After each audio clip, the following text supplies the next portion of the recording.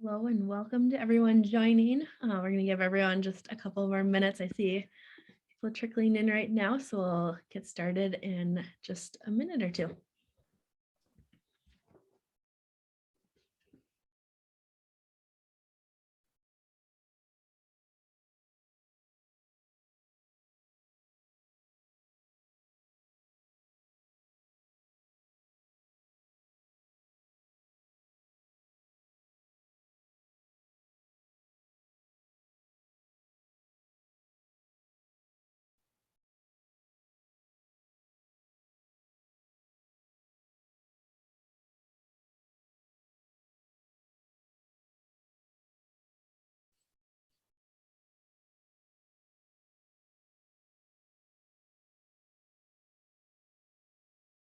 Okay, we are at 2 after now, and I see a couple people are still coming in, but for the sake of time, we're just going to get started right away. Just a couple of housekeeping items. We will be recording the webinar, sending a follow-up email with any resources mentioned in the webinar, along with the recording and a copy of the slides.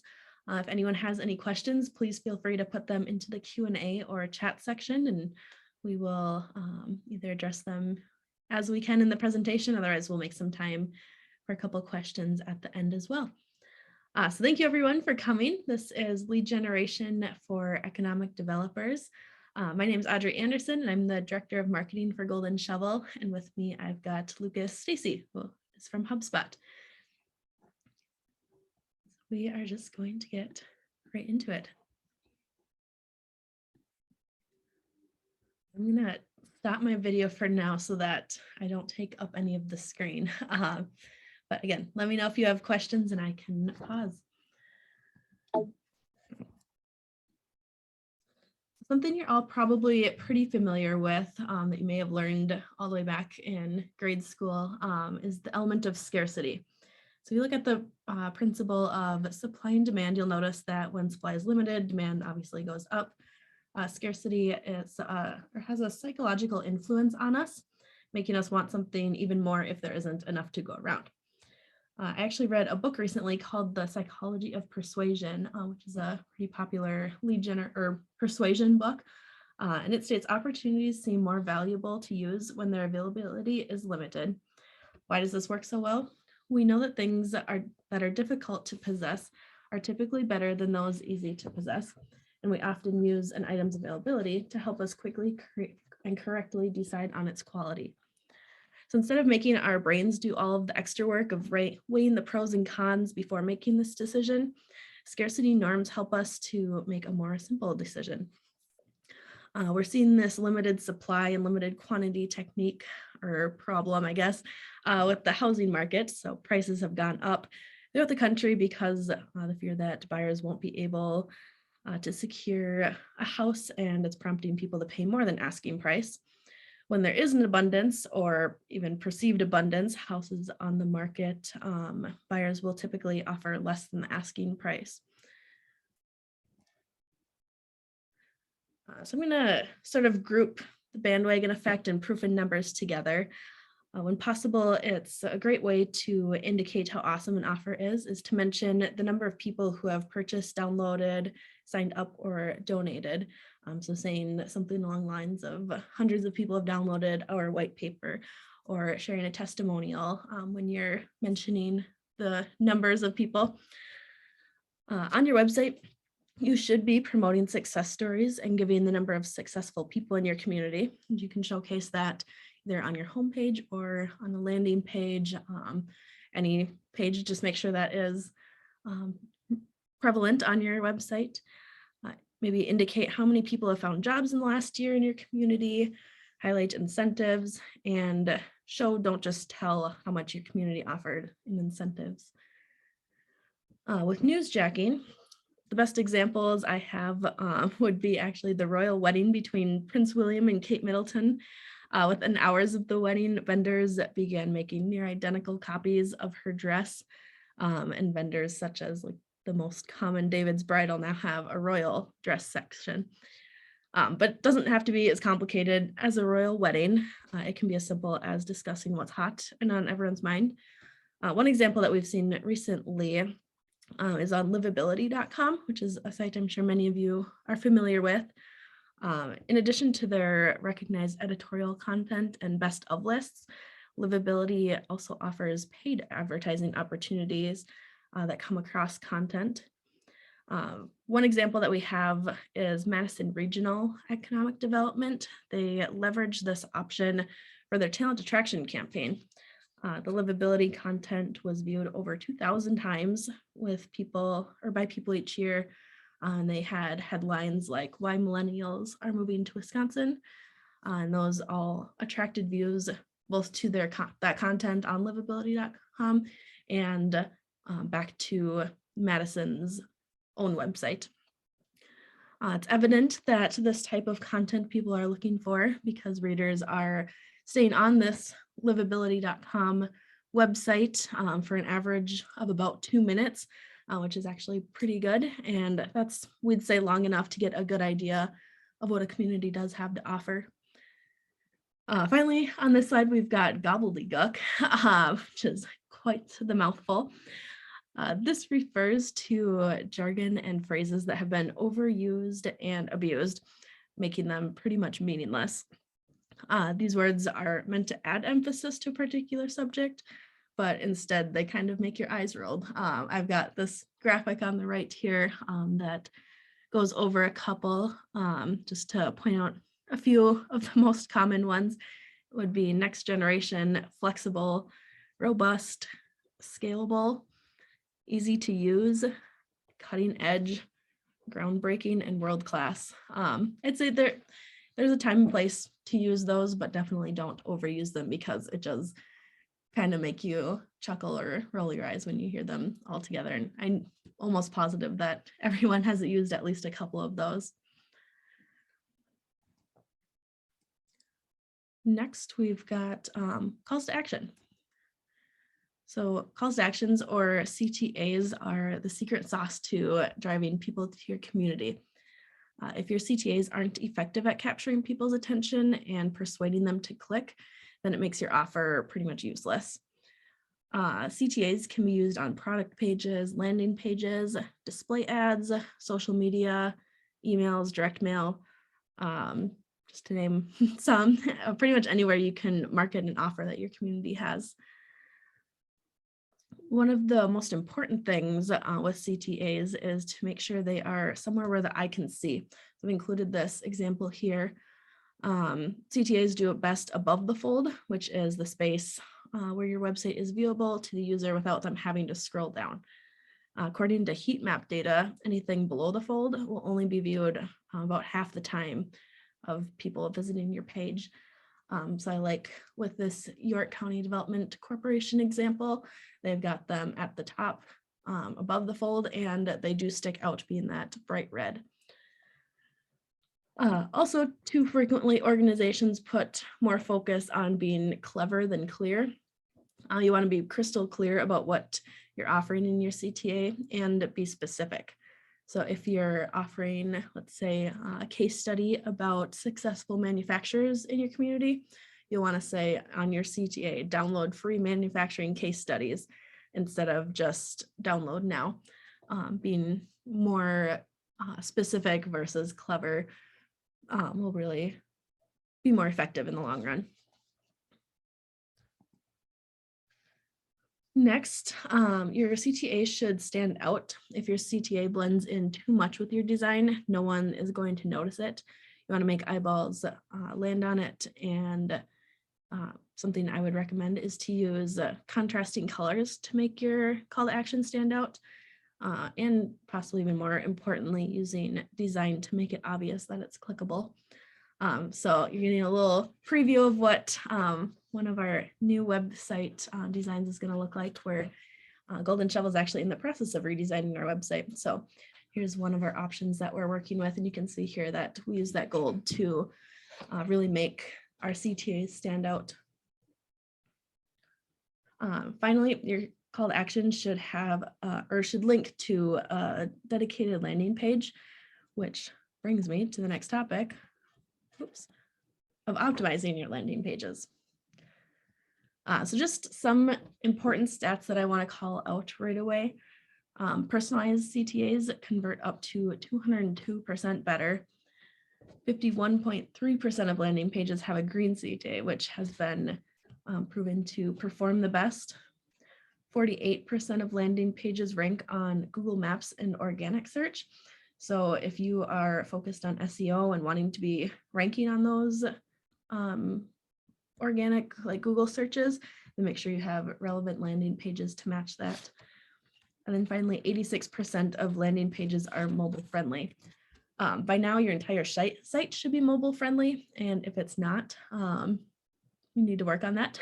Maybe give us a call and we can help you out with that a bit, or contact whoever you work with to make sure that it is mobile friendly and responsive is another big thing. So your landing page is used to convert visitors into leads by completing a transaction or collecting contact information from them. So landing pages should include at least these 5 things. Number 4 is optional. But first you want a headline, and you want it to be a headline that makes sense with your offer that you're giving. A brief description of your offer. This is a great place to put keywords as well. Make sure that whatever you're offering has those keywords in the description. At least one supporting image. This part's optional, is those supporting elements such as testimonials or what else there. If you're collecting kind of sensitive information, maybe using like a BBC seal or certification, and then obviously your form to capture their information.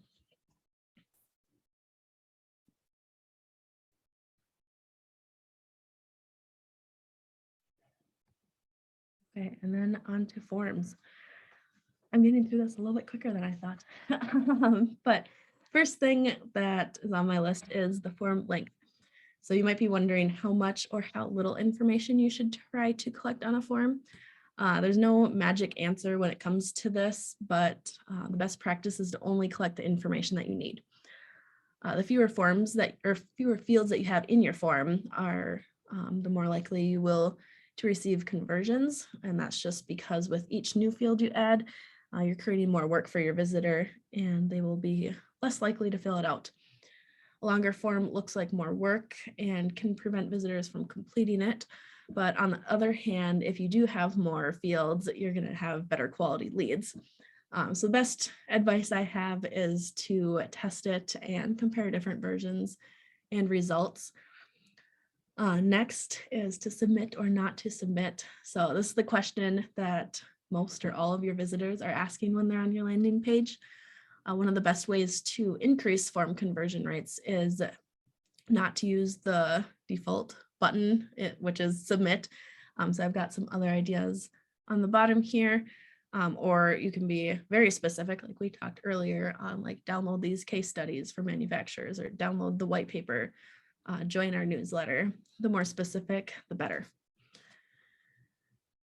Now reducing anxiety by adding elements is kind of what I was just mentioning a little earlier. So people are a lot more resistant to giving their information these days, especially because of increase in spam. There are different elements that you can add to a form or landing page to help a visitor's anxiety about completing the form. You could add a privacy message or link to your privacy policy that indicates their email will not be shared or sold. If it, again, requires that sensitive information, you can include security seals, a BBB rating, or certifications that let you know or let your visitors know that you'll keep their information safe and secure. Then finally, I've mentioned this just a little bit in the beginning, that adding testimonials, or another thing we've seen is customer or client logos is another great way to indicate social proof. Finally, making the form appear shorter. So you can see we have an example here. Sometimes people won't fill out a form just because it looks long and time consuming. If your form requires a lot of fields, try to make the form look shorter by adjusting the styling. So for example, here, reduce the space between the fields or align all of those titles to the left. So it just appears shorter and it looks like it would be easier to fill out. that's my portion for now.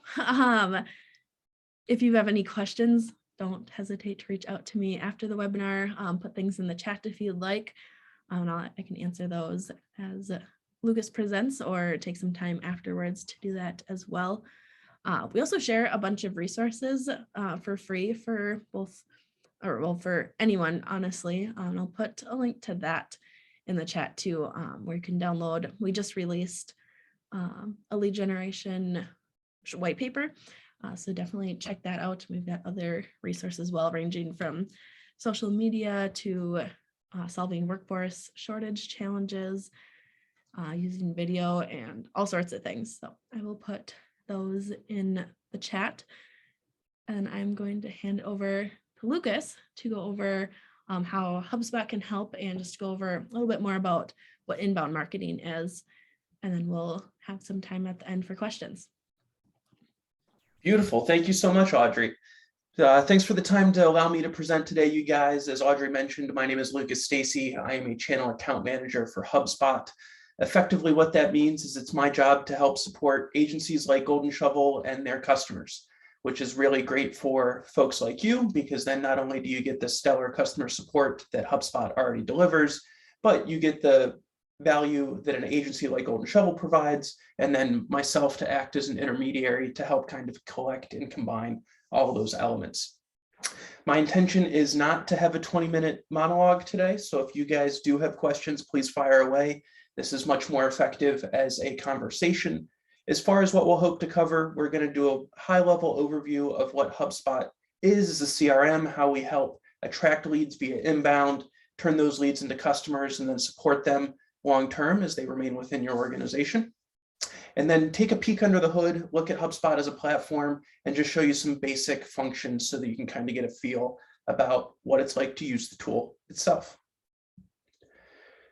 So one of the primary things when it comes to inbound is content. Our team does a pretty darn good job. So I'm just going to let them steal the show for 2 minutes and watch a video that our content team has come up with.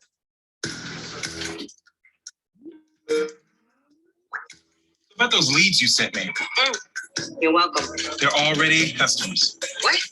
I've been emailing them an ebook a day for the last month. Real quick, I know you're on a call. Looking for the new customers from last quarter. They're still not in the CRM. Who needs a CRM when you have this little guy? I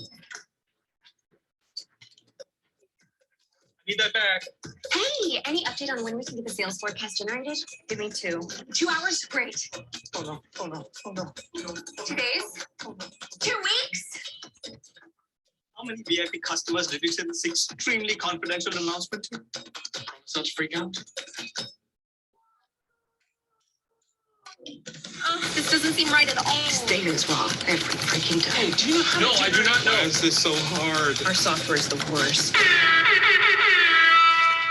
Who gives Eric a DJ horn? Have you heard of HubSpot?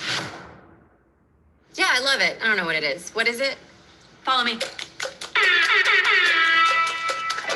See, most CRMs are a cobbled together mess. That's why marketing software looks different from sales, and sales looks different from customer service, which makes it Painfully difficult to learn. soul-sucking to use. Ugly. But HubSpot is easy to adopt and actually looks gorgeous. Wait, my contact record looks like your contact record. That's right. HubSpot is a CRM platform, so it shares its data across every application. Every team can stay aligned. No more out-of-sync spreadsheets or dueling databases. Whoa, I can see the client's whole history. Calls, support tickets, emails, everything's fully integrated. And here's a task from 3 days ago I totally missed. And HubSpot will keep scaling with us as we grow. So can you give me this month's sales forecast this month? Yeah, not just this month, like this minute. And run campaign analytics. You got it. And capture NPS data. 10 out of 10 likely to recommend. And HubSpot can guarantee we hit those ridiculously big numbers the CEO wants. So what you're saying is we should use HubSpot. That's right, because it's easy to adopt. Exactly. And because it keeps our teams aligned. Precisely. And because it will scale with us as our company grows. You got it. Where are we even walking to? HubSpot is so easy to use. Have you seen this app? I think I love our new CRM. Our software is the best. HubSpot. Grow better. So thanks for humoring me there, you guys. But really, I hope that the crux of what you took away here is HubSpot is very user-friendly. works on tying things together is that prospects travel that buyer's journey from just beginning to learn about your organization, potentially why they would want to relocate to your city, your community, help your sales team being able to have as much information about that prospect as possible to go make that convincing pitch and really help drive home the value that your community could help deliver to that organization. And then consequently, great, somebody's coming on board. How are we onboarding them? What's that process like? And how do we deliver a stellar customer service experience? Jump in really quick, Lucas. The part of having all the leads and basically your CRM data in a notebook made me chuckle because I know a lot of our clients that we work with previously had all of their leads and contacts in a spreadsheet. So I know that can get very muddled and confusing and hard to track. So that's something I know Lucas will be going into more, but if you currently have all of your leads in a spreadsheet, pay attention to the CRM part. Appreciate that. Yes, Excel is definitely the modern version of that notebook, but you'd be surprised how many people are still pulling out their Levenger and Spiral notebooks. So I just spent a lot of time talking about inbound. That's a term that HubSpot coined and has since been adopted globally. And really what the impact of inbound is all about is we've recognized that buyer behaviors have shifted and are no longer does the power line in the salesperson who has all of the product specifications, who really knows everything about that product and gets to just go pitch to a prospect and whoever's loudest wins. Inbound recognizes that over 70% of a prospect's first interaction with an organization is going to occur digitally before they ever pick up a phone, give you guys a call, and ask for a consultation. So it's really important that you guys are outshining your competition, that you're attracting them to your digital ecosystem, and that once they've arrived, you're doing a really tremendous job of nurturing that relationship and encouraging them to fill out that contact form, to download that white paper, something that's going to signify that that individual is now a lead and you have a tremendous opportunity to go earn that business. So what HubSpot does is we look at this traditional buyer's journey. We think about folks as they move from strangers to prospects, prospects to customers, and customers to promoters. Our marketing hub is really going to live strongly right here in this strangers to prospects. Sales Hub is going to help turn those prospects into customers. And then Service Hub is going to help transition those customers into long-term promoters of your brand. And the crux of this here is this flywheel methodology. I'm sure you're all very familiar within your organization how easy it is for departments to become siloed with, sales saying, hey, marketing's not passing me great leads, and marketing saying, well, sales isn't telling me what the boots on the ground conversations are like, so I'm not even sure what collateral to help generate. And then by the time they do become a customer, that implementation team's wondering, what did we commit to do, and how are we going to help them achieve their goals? And the beauty about HubSpot is bringing those things all within one single piece of software that was built by us, crafted, not cobbled approach. So, you don't have to have a CRM tool and a marketing automation tool and a social media optimization tool and a project management tool. Instead, you have one login. You can manage all of those elements within HubSpot seamlessly. Makes it much easier for your team to adopt and makes it much easier for you to understand the reporting that's generated as a result of that, because you're relying on that single source of truth rather than having disparate systems with disparate information that is very time consuming to manage and tough to make strategic business decisions from. Plus, by looking at this as a flywheel rather than as a linear process, we're paying respect to the fact that if we attract customers really well, and then the sales process goes really well, and then we deliver a stellar customer service, we're making each component of that sales and customer delivery experience a little bit better, building some momentum, and those things are going to incrementally improve over time as they work together in harmony. We are going to look at the back end of the platform in just a second, but there are so many tools. We would need hours and hours to go through all of them with you. So what I'd like to do is just give you a really quick overview first, beginning with our CRM platform. Although it appears that image isn't going to load, so we will skip the CRM platform. Instead, we'll jump right to Marketing Hub. So this is where you're going to be able to create a lot of that content, perform those inbound activities. And this could be things like your blog, SEO optimization, social media. We're going to look at some automation tools so that you can build out drip campaigns in advance understand how to utilize those CTAs, maybe some A/B testing. I think A/B testing is woefully underutilized when it comes to marketing tool sets. Thinking about email as an example, folks are so worried about adding another 100 people to their email list, but they don't often spend a lot of time thinking about how effective that email campaign actually is once they've had more folks on that list. So what A/B testing can do is, say we have 1,000 folks we're going to send an email to, we will send subject line A to the first 100 people. We will send subject line B to the next 100 people. And then we're able to see, okay, subject line B outperforms subject line A by 50%. The remaining 800 people on our list are going to get subject line B as the subject for their email because we know that it outperforms. They're more likely to open it. They're more likely to click through. It makes our marketing process much more effective. And because now we're doing a more effective job in that email campaign, when we subsequently do add more people to that list, it is more likely to be effective as well. So it really is a compounding effect on the return on investment that you can get from your marketing initiatives. We'll also be able to leverage things like smart content, so you can have personalization. Email personalization is 26% more likely to drive engagement. So really important to make sure you're including that element in your email campaigns. And then ultimately, we want to make sure that we're tracking all of these components so that you guys can continue to make very intelligent and informed business decisions as you're going to attract new audience members. One of my favorite quotes of all time is from a gentleman named John Wanamaker. He owned a bunch of department stores, and he said, 50% of my advertising budget is wasted. The trouble is I don't know which half. And really what our goal here is at HubSpot is to help limit the amount of that budget that doesn't go to waste. We want to be very intentional about how we're tracking that data so that you're making incremental improvements over time to maximize your performance, maximize that return on investment. And that investment component's a key word. It should not be an expense. It should be something that you're seeing a tangible and real return on. Once we have those inbound leads and now we're ready to go solicit their business, Sales Hub will allow you to do email tracking for things like lead scoring. It integrates right into your Gmail or your Outlook so that you can record things like templates. If you're sending the same meeting follow-up email, for example, you can just have that template integrated right into your Outlook. Just hit one button, that email auto-populates. Personalization will be available there too, and you're ready to push send rather than copy and pasting that email you sent 2 weeks ago and making sure that you've made all the appropriate changes. We do things like sequencing, task automation, live chat. Looking at our Service Hub, this is a tremendously valuable tool for making sure that transition from sales into delivery is done really well. And we're going to see why here in just a second. But you can do things like create a knowledge base. So if people are frequently reaching out to you for the same types of questions, you can compile that into knowledge base for both internal and external use.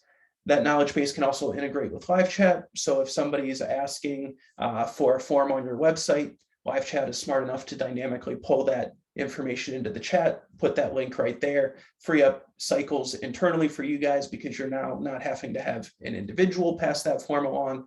And more importantly, that customer is having a much better user experience because they got an answer right that second. They didn't have to wait around for a human to find time in their day in order to be able to respond to those elements.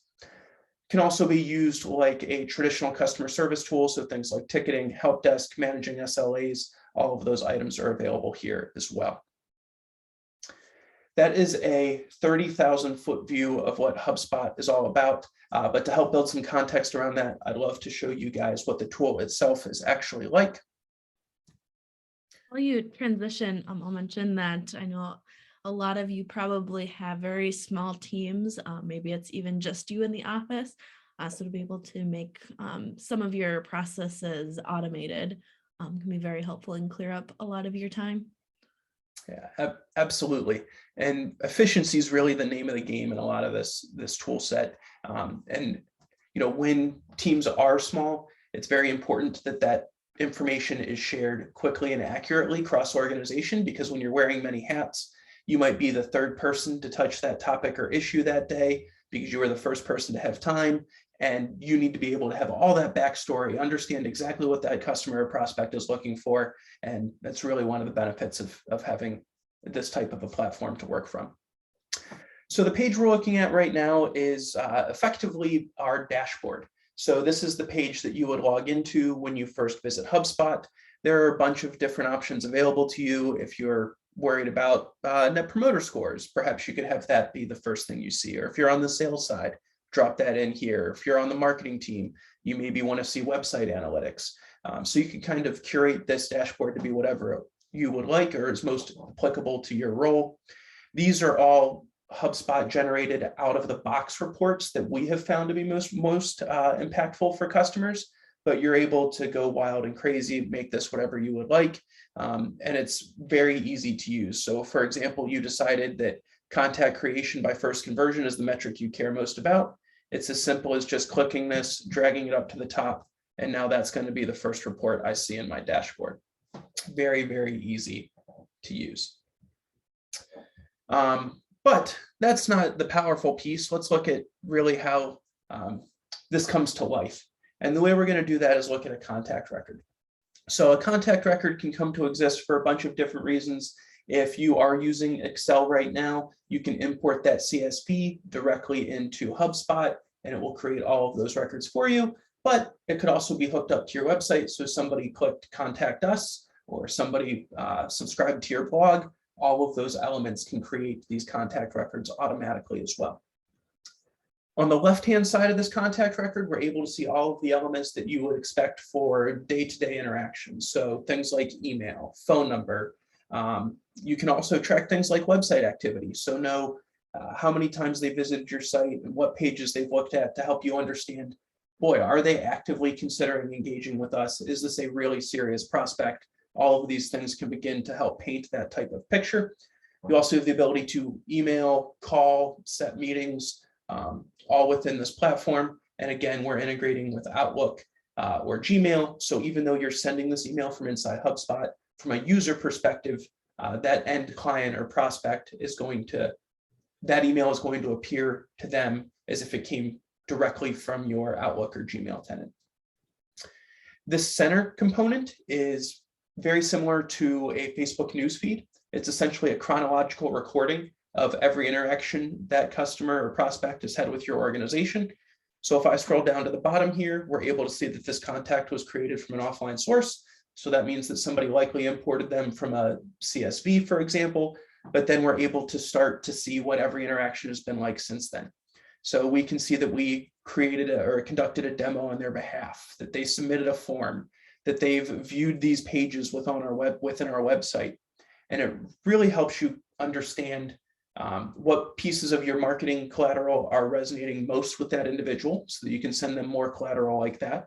But then when your executive director or your sales team becomes involved and is reaching out to help build that really compelling personal case, they're also able to see all of this information so that they know exactly why they're reaching out to you in the first place, and they can really provide a nuanced and custom pitch to that organization.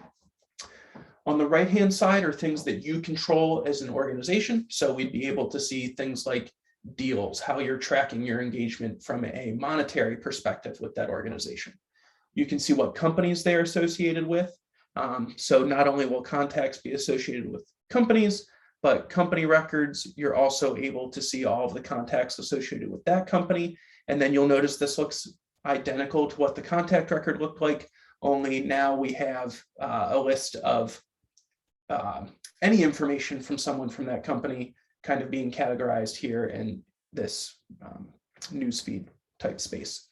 You can also filter this newsfeed. So if you were making some notes, so for example, maybe Alicia has a slightly challenging personality, you could make notes here about things that happen to set her off so that when somebody else in your org interacts with her, they're prepared to avoid potential hot button issues. But conversely, you could use this for really positive things too. Alicia has a pit bull named Peggy, and you can make notes about that. And she's a really big fan of the Philadelphia Phillies. So, now when you're going to build rapport down the road, you're able to quickly reference those things and create a deep personal connection. This would house all of the emails that we've had back and forth with Alicia. Same thing with phone calls. You can also create tasks. So if you want to follow up in 2 weeks with a phone call and see how things are progressing, you can set that reminder right in here. So you don't need to flood your calendar with a bunch of reminders. You can also mention folks within your organization. So if maybe you had that first touch base, but you want your manager to reach out next, you can mention that person. And now Mary is going to have that task added to her queue. And 3 days from now on Monday, she knows that she'll need to reach out. And of course, you can modify this to be whatever you would want for that to be. We do have a question. Dean asked, does HubSpot generate the original target company data within our target industries? So help me understand that a little bit better. Will a contact automatically pull in based on like the root domain of somebody's email? Is that what they're asking? That's what I kind of read it as. Dean, let us know if we're not hitting that on the spot. And Dean, I'll also share some subscription information towards the end, but the crux of it is it varies by individual hub or number of hubs that you purchase, and it also varies by tier. So we want to scale with you as your demands change as an organization. So some things are free and some things are paid somewhere around $800 usually for our Marketing Hub Pro per month is where a lot of these type of engagements really start to take off for organizations similar size to most economic development organizations. But an important caveat to that, because I imagine a fair number of people on this call belong to nonprofits or their organization falls under a nonprofit entity. HubSpot offers a 40% discount to nonprofits. So we'll make sure to pass along that link as part of the follow-up so that you're able to see what pricing would look like for you. So Dean wanted to know if he has a target list of companies, can I help you qualify those leads? So we would be able to put those contacts into HubSpot and then use some account-based marketing in order to see how they are interacting with your organization and do some lead scoring that way. But we aren't able to just kind of automatically flag companies out of the ether for GDPR reasons and then put that contact information in your lap. It's really dependent on you guys putting that initial load in, but then we absolutely have the ability to make recommendations from there. Beyond that, if you have maybe 50 companies that are already customers for you and have 200 companies that are in your overall database, HubSpot can comb through those 200 prospects and say, these 7 companies look most similar to your 50 current customers. Perhaps you should go do an account-based marketing plan around these 7 companies that are similar to your existing customer set. And since we only have about 20 minutes left, I don't want to go any deeper into that, Dane, but I did throw my contact information into the chat. Feel free to hit me up offline, and I'm more than happy to walk through that with you. So advancing further down our right-hand side here, tickets, this would pull in information like customer service inquiries, super helpful to me as a salesperson because I always check a contact record before I make a sales call, because if I see that they have an open customer service ticket and they're very frustrated, I can anticipate that that sales call may be a little bit of venting rather than hopefully the very proactive conversation that I was hoping to have. But it also presents me an opportunity to be a hero, say, hey, I saw this customer service ticket. I pushed it through for you guys. You're going to have a resolution first thing tomorrow morning when you come into the office. Let's chat then once this has been resolved. Links with Sales Navigator, so you're able to pull in that type of information. We can do contact creation attribution, so you can see if they're coming from email, from form submissions, from expos or job boards, all those kinds of things. You'll be able to see how those leads are becoming leads. And if you were doing things like Net Promoter Scores or sending out surveys, you'll be able to see feedback here as well. List membership, maybe you have different correspondence that goes to past customers versus current customers versus prospective customers. You can build and manage those lists all from right here. So the reason I show you this is the contact record is really kind of the backbone of what HubSpot and really any good CRM is all about. This is where your organization is able to build consensus and a source of truth around contacts and companies and how they're interacting with your organization. So now that we have somebody within this organization, Let's think about some of that contact and inbound Audrey mentioned earlier, and how are we going to help nurture these prospects into customers? There are an abundance of ways to do that within HubSpot. You can think about things like search ads or social media ads. We can think about things like social media or campaigns. But what we're going to spend a majority of our time today talking about are workflows. So what a workflow is essentially a marketing automation tool to help nurture that prospect into becoming a customer with you. This is a repository of workflows that I've used previously. If I ever wanted to clone that and just make a change or two, you have the ability to do that rather simply. But we're going to create one from scratch just to give you guys an opportunity to understand how straightforward this is and what it could potentially look like in your use case. You can start entirely from scratch and build out something to meet the exact needs of whatever that automation cycle would like. But again, HubSpot has some really out of the box, straightforward ones to give you a launching pad off of. And we'll use that for simplicity's sake today. And since we were talking about inbound, oftentimes that means content. So we'll think about blog content first. So we'll walk through what a potential automation process will look like for somebody that just subscribed to your blog. So the first thing we need to do is figure out what that trigger event is going to be. So in this case, since we're talking about blog subscriptions, let's pretend that a webinar or a white paper form is the same as somebody subscribing to your blog for the purposes of this conversation. And then we're going to select the first correspondence that somebody is going to get in this case. So since we're doing it off a newsletter download, we will send a newsletter email as that first notification. So now we've just created a template to work from. So somebody submitted this form. We then updated their contact, or somebody subscribed to our blog. We then updated their life cycle on that contact record to be a subscriber so that you understand how they're interacting with you. That first email we're going to send to them is that month's newsletter, because if they're interested in our blog, they might be interested also in some of the most recent or up-to-date elements coming from our organization. I saw I just froze in a pretty unflattering position, so I'm going to stop sharing my camera for a second. After that, we have the ability to send another email if we'd like. We could create a task for somebody internally. Let's just go ahead and send another email. So we're going to send this company questions email and fire that off. We don't want to send all of these things back to back to back, though, of course. So we're just going to hit this little plus sign and we're going to set a delay. And we want to wait 3 days until we send that second email. Where this starts to get really cool is we can also begin to set up if-then branches. So for example, we want maybe to inform somebody on our sales team to be proactive in some outbound outreach based on how somebody's interacted with us. So let's create an if-then branch. We are going to do it based on marketing emails where you sent out that demo newsletter. So we're going to do it based on that. And we want anybody that clicked a link in that email to represent our yes branch, or actually let's call it engaged.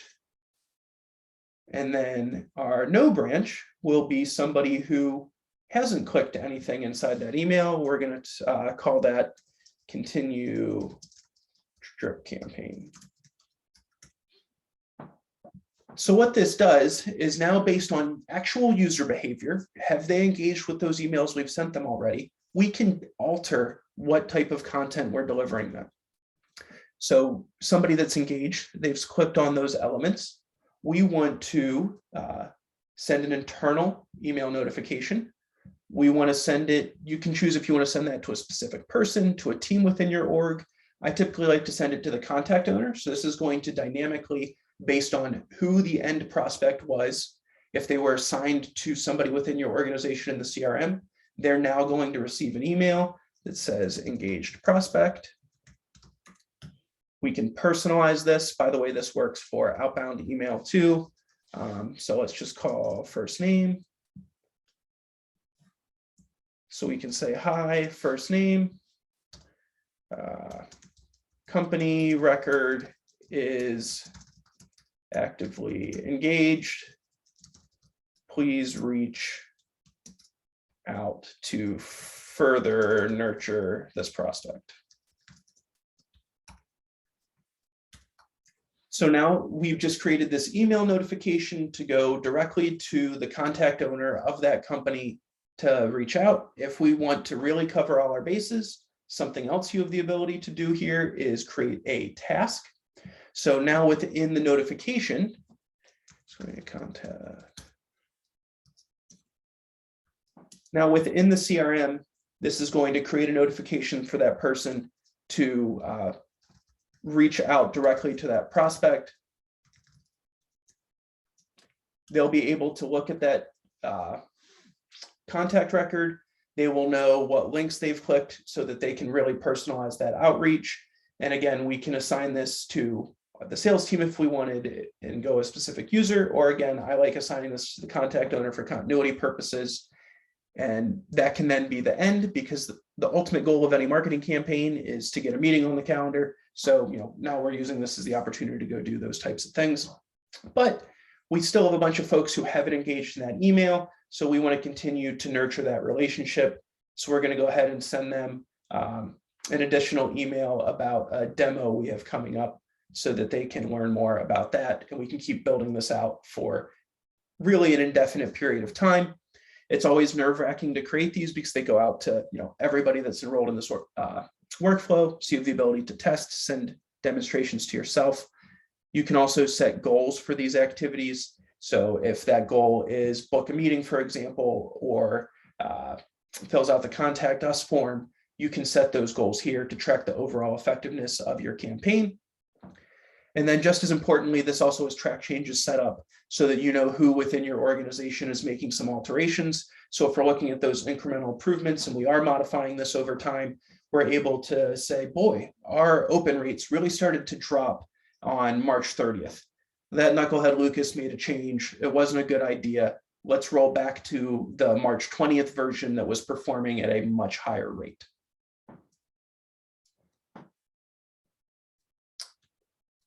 That is everything that I had hoped to show you guys today.